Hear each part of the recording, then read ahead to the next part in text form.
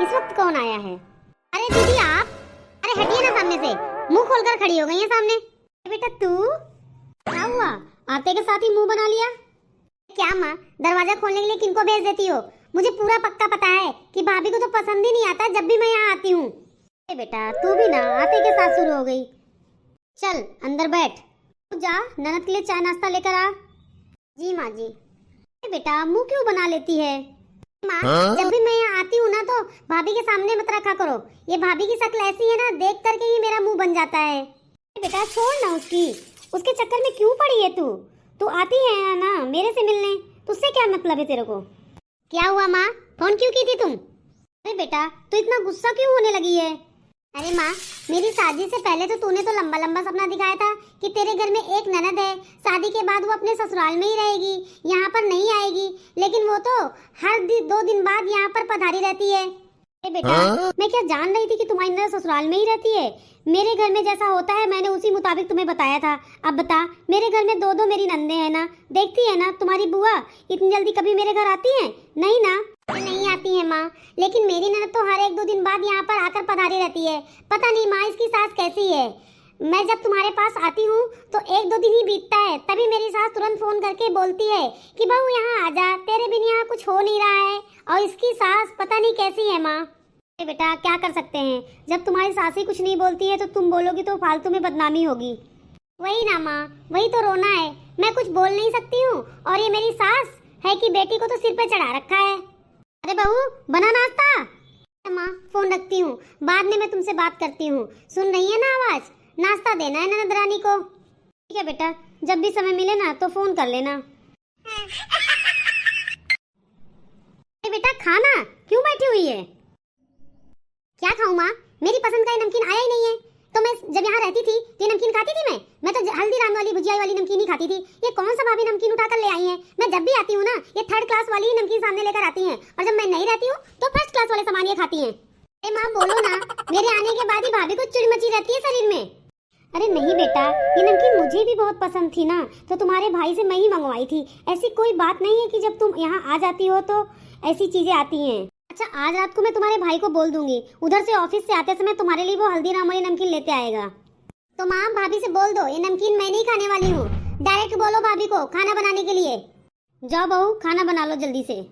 हाँ जो मेरा फेवरेट खाना है वही बनना चाहिए, और 3rd क्लास का खाना बनना ही नहीं चाहिए। जा जा बहू खाना बना ले। जी माँ जी।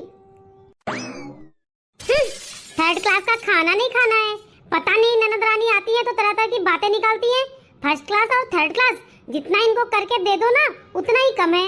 अब आई है ना तो आराम से यहाँ फिर से रहेंगी 1 सप्ताह, उसके 2 दिन बाद जाएंगी और फिर उसके बाद फिर से यहाँ लौट आएंगी।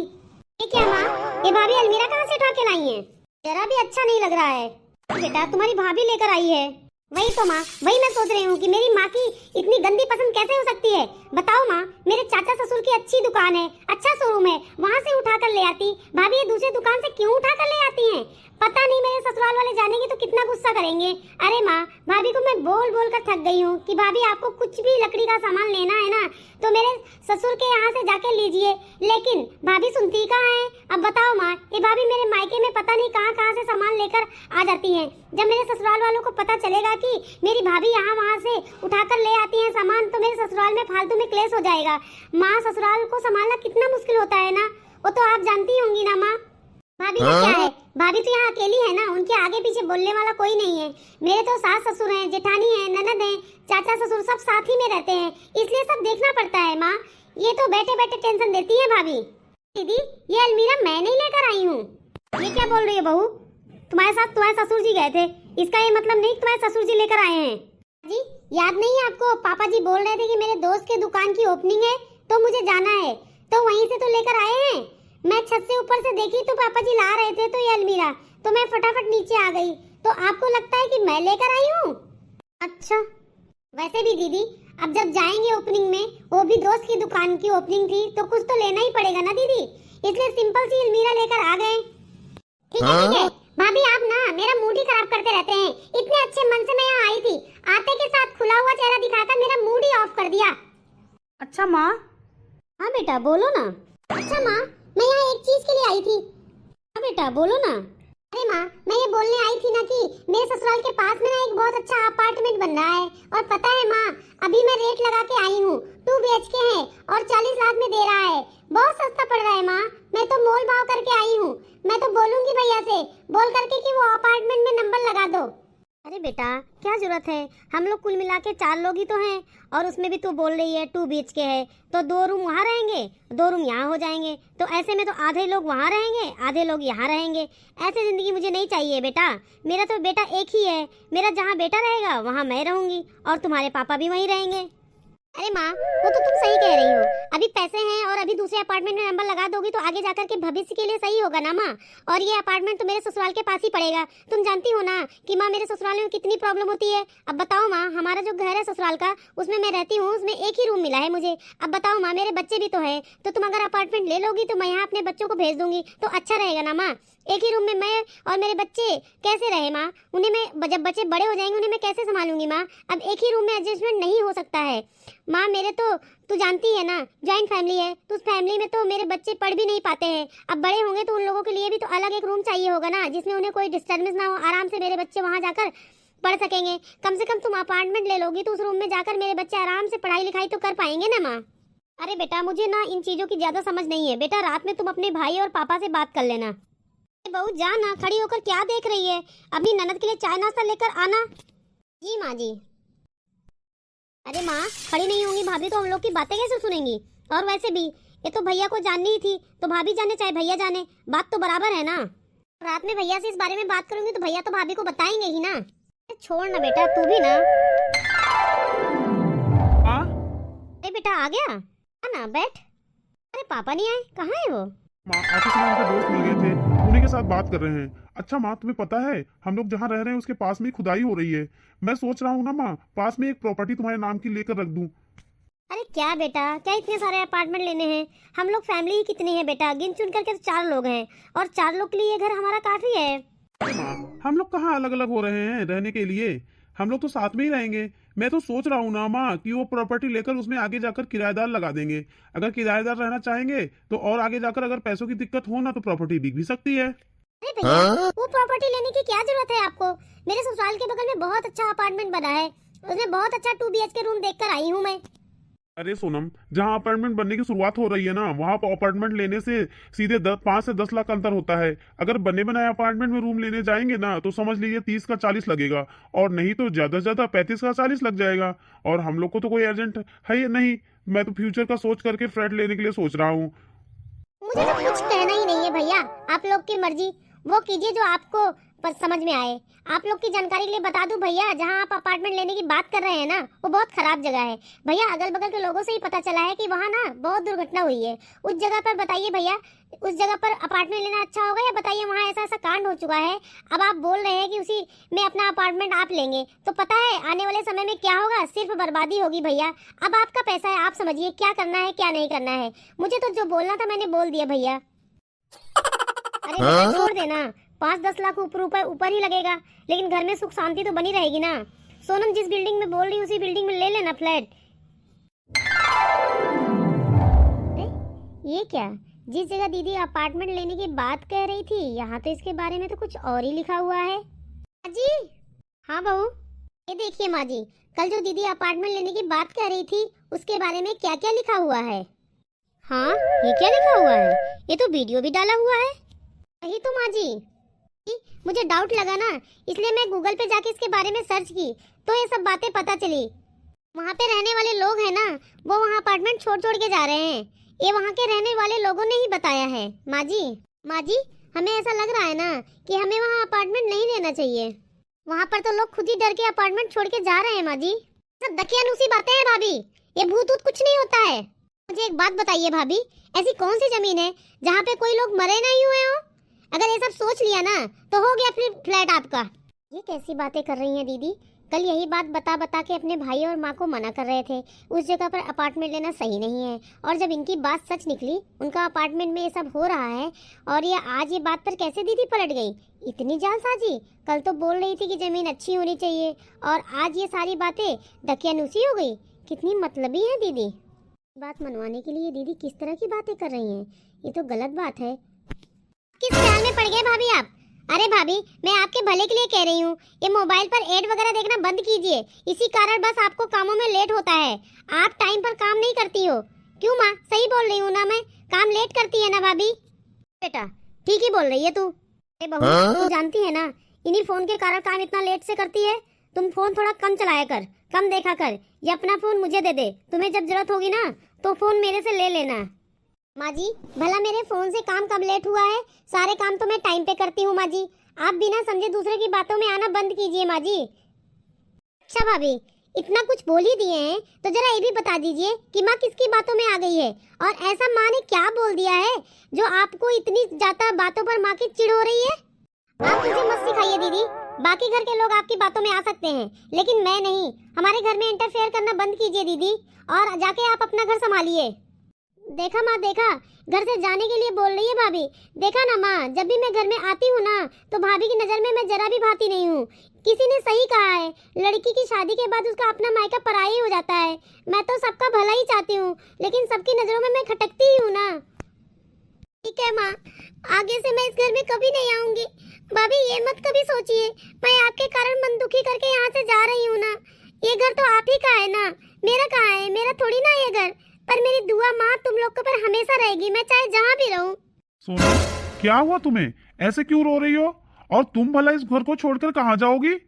किसी ने कुछ कहा तुमसे क्या? बताओ मुझे।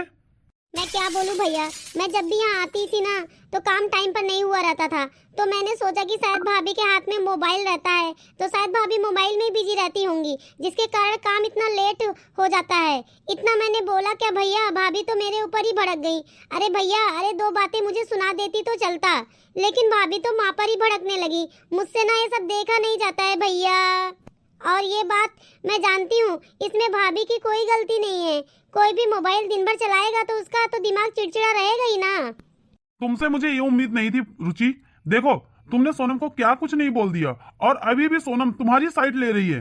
सॉरी बोलो सोनम को। सोनम, तुम मुझे अपना भाई समझती हो ना? भाई के नाते अभी यहाँ से जाने के लिए सोचना भी मत। चलो रुचि, सोनम को सॉरी बोलो। मैं किसी को सॉरी नहीं बोलने वाली हूँ। आप अपने मायके में रह लीजिए दीदी, मैं अपने मायके में रह लूंगी।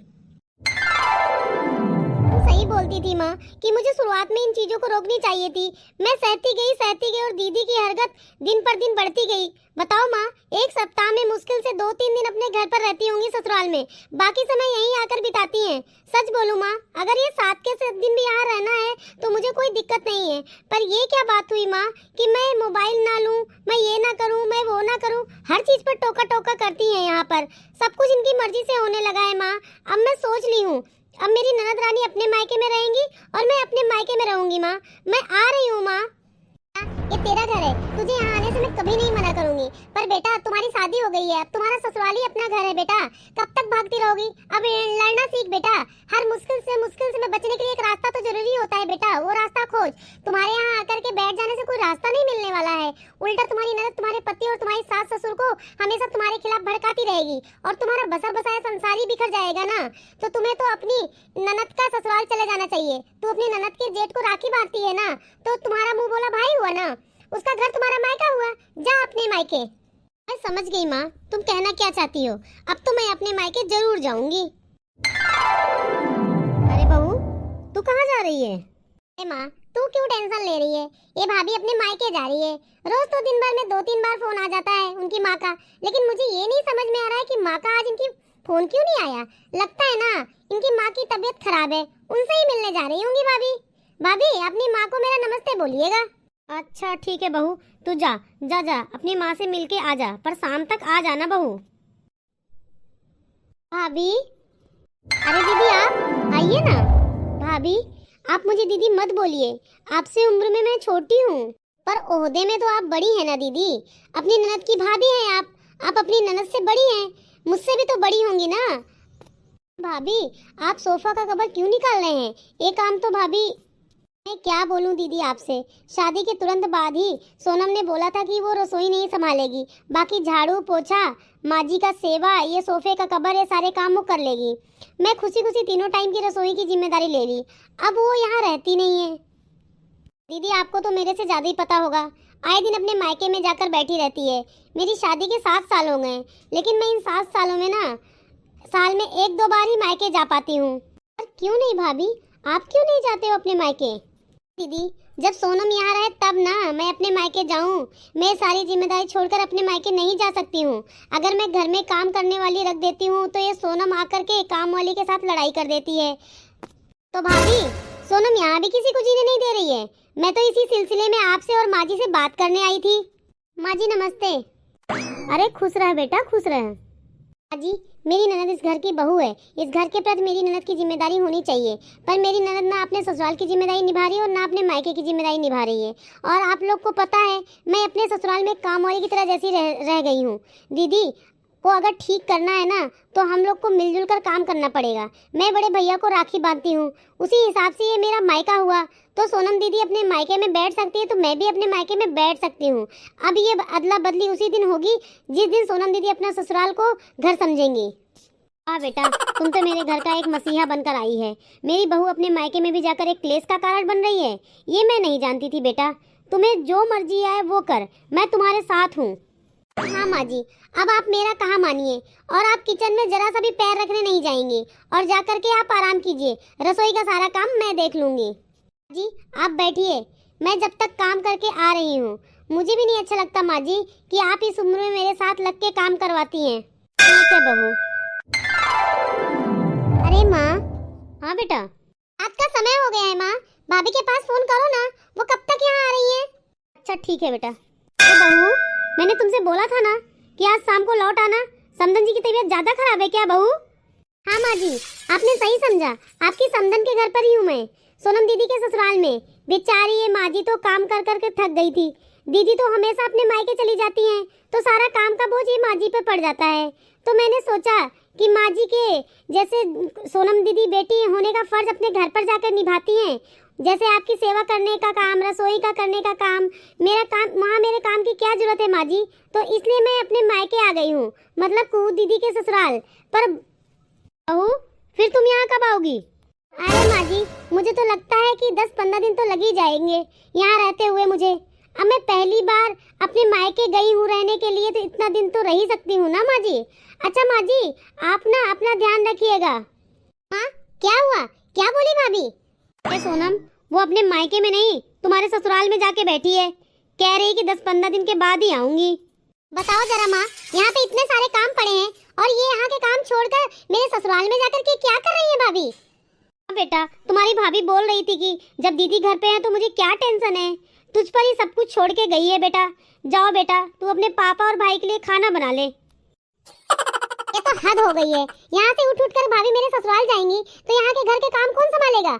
माँ से तो कुछ होता नहीं है, ये कपड़ा झाड़ू पोछा बर्तन, बाप रे बाप, मैं नहीं कर पाऊंगी ये सब। सोनम अरे कहाँ है, जल्दी जल्दी रोटियां सेक के ले आना। हाँ भैया ला रही हूँ। बेटा। हाँ माँ। देख बेटा आज तो जैसे जैसे तुमने काम निपटा लिया, लेकिन कल ना सवेरे थोड़ा जल्दी उठना, क्योंकि तुम्हारे भाई को ना ऑफिस टाइम से जाना पड़ता है। सवेरे जल्दी नहीं उठेगी तो तुम्हारा भाई का नाश्ता कैसे बनेगा? हाँ माँ उठ जाऊंगी मैं। देख बेटा तू ना इसी समय छोले भीगने के लिए डाल देना, सुबह ना छोले और ये पूरी बना देना। अरे नहीं नहीं माँ, मुझे वो ना कल डोसा खाने का मन कर रहा है, और वो भी सोनम के हाथ का। सोनम कल ना डोसे का ही प्लान कर लो। अभी चावल भीगने के लिए डाल दो, 2-3 घंटे में फूल जाएंगे, तो रात में पीस के रख देना, खमीर उठ जाएगा तो सुबह उसका अच्छे से डोसा बन जाएगा। ये मैं कहाँ फंस गई, रात का खाना खत्म होता नहीं है कि सुबह का नाश्ता इन लोग की तैयारी करना होता है। इससे अच्छा तो मैं अपने ससुराल में ही थी, आधा काम मैं कर लेती थी और आधा काम मेरी जिठानी और कुछ काम मेरी सास कर लेती थी। लेकिन यहाँ तो मेरी माँ कुछ करती ही नहीं है, सारा काम मुझे ही करना पड़ रहा है। माँ अब तो 1 हफ्ता हो गया, बुला लो ना फोन करके अपनी बहू को। तू बेटा रहने दो ना उसे। माँ तुम समझती नहीं हो, मुझे भी तो अपना ससुराल देखना होगा ना, मायके रहने से क्या फायदा है? अच्छा ठीक है बेटा, मैं तुम्हारी भाभी के पास फोन करती हूँ। अरे कब आएगी बहू, 1 हफ्ता हो गया। माँ जी अब तो मुझे लग रहा है कि मैं 6 महीने बाद ही लौटूं। क्या हुआ माँ? अरे बेटा बोल रही है तुम्हारी भाभी कि 6 महीने बाद ही लौटेगी। क्या भाभी? अरे दीदी आपको अपने ससुराल की याद आ ही गई दीदी? आ गई मैं अपने ससुराल में भाभी, अब आप जाइए अपने ससुराल में। आखिरकार माँ अकेले कितना काम करती रहेंगी? ठीक है दीदी, आप अपना ससुराल संभालिए, मैं अपना ससुराल संभालूंगी। और फिर कभी अगर आप आने की कोशिश करेंगी ना अपने मायके में, सप्ताह में 2-2 दिन, तो फिर मैं भी अपने मायके आ जाऊंगी दीदी। की नौबत तो आएगी नहीं भाभी, फिलहाल जाइए, माँ अकेले बैठी हैं, नाश्ता भी नहीं बना पाई हैं। वैसे दीदी, आप साल में 2-3 बार तो आ ही सकते हैं, वो आपका मायका है। जी, मैं अपना बैग पैक कर लेती हूँ। ठीक है बेटा, जैसा तुम सोचो।